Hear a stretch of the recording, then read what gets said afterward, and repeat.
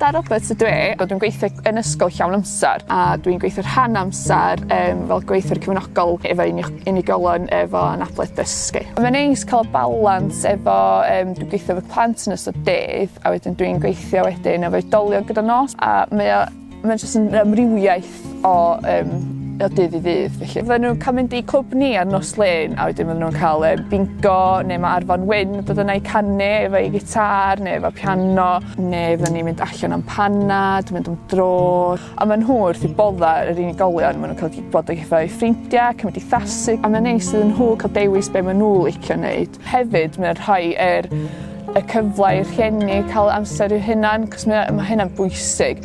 Mae'n bwysig iddyn nhw a bwysig i'n unigolion. Mae'r gwaith ddim yn jyst yn cynnwys mynd i caffi neu cinema. Mae'n cynnwys gorau mynd i'r tai a sicrhau bod yr unigolion yn edrych ar ôl eu hunain, edrych ar ôl eu tŷ, a sicrhau bod nhw yn cael yr gorau i bywyd nhw mewn ffordd. Swn i yn awgrymu'r gwaith yma i rhywun oherwydd dwi'n teimlo mae'n rewarding o gwaith oherwydd dwi'n teimlo bod ti'n helpu'r rhieni, ti'n helpu'r unigolion a fod yn rhan o rhywbeth, o'r rhan o'r gymdeithas a mae'n neis. Dwi wedi bod yn gwneud y gwaith ers 10 blynedd rwan a dwi yn dweud bod yn gwaith dwi'n mwynhau.